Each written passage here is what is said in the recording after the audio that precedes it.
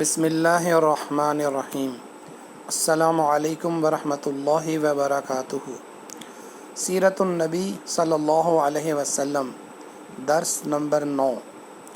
مشرکین مکہ کے معبودان باطلہ۔ آپ صلی اللہ علیہ وسلم کی ولادت مبارکہ کے وقت عربوں اور خصوصاً مشرکین مکہ میں جن بتوں کو بہت اہم جانا جاتا تھا، ان کی تفصیل درج ذیل ہے۔ نمبر 1، حبل۔ یہ مشرکین مکہ کے سب سے اہم ترین بتوں میں سے ایک تھا۔ دراصل یہ اہل شام کا دیوتا بعل تھا، جس کے معنی طاقتور کے ہیں، اور جسے عربوں نے بعل کی تحریف شدہ شکل حبل کا نام دیا۔ یہ بت قریش مکہ کو انسانی مورت کی شکل میں ملا، جو سرخ عقیق سے تراشا ہوا تھا۔ اس کا دایاں ہاتھ ٹوٹا ہوا تھا۔ قریش مکہ نے وہ سونے کا بنوا کر لگا دیا۔ حبل خاص خانہ کعبہ کی چھت پر نصب تھا۔ مشرکین مکہ جنگوں میں اسی حبل کا نام لے کر نعرے لگاتے تھے۔ فتح مکہ کے موقع پر حضرت علی رضی اللہ عنہ نے اسے پاش کر دیا۔ نمبر 2، عزا۔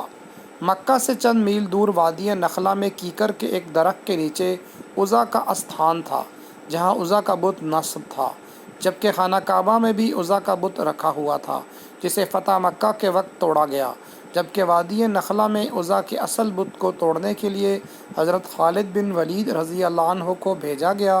عزا کا بت مشرکین مکہ کے نزدیک سب سے عظیم ترین بت تھا۔ نمبر 3، لات۔ یہ طائف میں اس جگہ نصب تھا جہاں آج کل مسجد طائف کا بایاں مینار ہے۔ لات کے معنی ہے ستو گھولنے والا۔ دراصل یہ ایک شخص تھا جو حاجیوں کو ستو گھول کر پلایا کرتا تھا۔ بعد میں عمر بن لحی کے ایما پر اس کا بت بنا کر اس کی پوجا کی جانے لگی۔ قریش رات سونے سے پہلے عزا اور لات کی پوجا پاٹ کرتے تھے اور قسم بھی انہی دو بتوں کی کھایا کرتے تھے۔ نمبر 4، منات۔ یہ عرب کا سب سے قدیم ترین بت تھا، جو مکہ اور مدینہ کے بیچ میں مشلل کے علاقے میں قدید کے مقام پر سمندر کے قریب نصب تھا۔ منات کی پوجا کا آغاز بھی عمر بن لحی نے کیا۔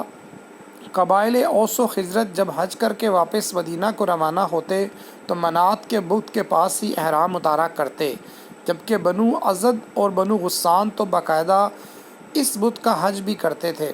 اہل مدینہ کے نزدیک حج کی تکمیل تب تک نہ ہوتی تھی جب تک منات کی پوجا نہ کی جائے۔ اس بت کو بھی نبی کریم صلی اللہ علیہ وسلم کے حکم پر فتح مکہ کے لیے جاتے ہوئے حضرت علی رضی اللہ تعالی عنہ نے منہدم کر دیا۔ نمبر 5، اصاف و نائلہ۔ یہ انسانی شکل کے بت تھے۔ دراصل ایک مرد اصاف اور عورت نائلہ کعبہ میں زنا کے مرتکب ہوئے، اور جب لوگوں نے آ کر دیکھا تو وہ پتھر بن چکے تھے۔ اہل مکہ نے انہیں عبرت کے لیے صفا اور مروہ پر رکھ دیا تھا، مگر انہیں بھی عمر بن لحی حرم کعبہ میں لے آیا اور زمزم کے پاس رکھ دیا۔ لوگ ان کا طواف بھی کرتے اور قربانیاں بھی کرتے تھے۔ سوا۔ نمبر 6، سوا۔ یہ ان 5 بتوں میں شامل تھا جن کو قوم نوح پوجا کرتی تھی اور جنہیں عمر بن لحی شام سے لایا تھا۔ باقی 4 بتوں میں نصر، ود، یعوق اور یغوث شامل ہیں۔ یہ بت عورت کی شکل میں تھا اور مدینہ منورہ کے قریب نصب تھا۔ نمبر 7، نصر۔ یہ بت یمن میں حمیر کے علاقے میں نصب تھا۔ یہ گدھ کی شکل میں تھا۔ اہل حمیر تب تک اس کی پوجا کرتے رہے جب تک انہوں نے یہودی مذہب اختیار نہ کر لیا۔ نمبر 8، یعوق۔ یعوق کے معنی ہے مصیبت روکنے والا۔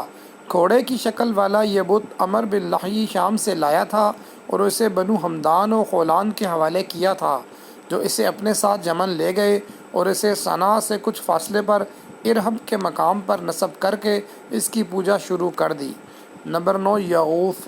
یہ بت بھی یمن کے ایک علاقہ اکما میں نصب تھا۔ یہ شیر کی شکل کا بت تھا۔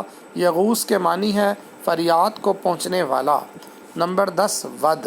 یہ بت دومت الجندل کے مقام پر نصب تھا اور بنو کلب اس کی پوجا کرتے تھے، جبکہ قریش مکہ بھی اس کی عظمت کے قائل تھے اور اس کو پوجتے تھے۔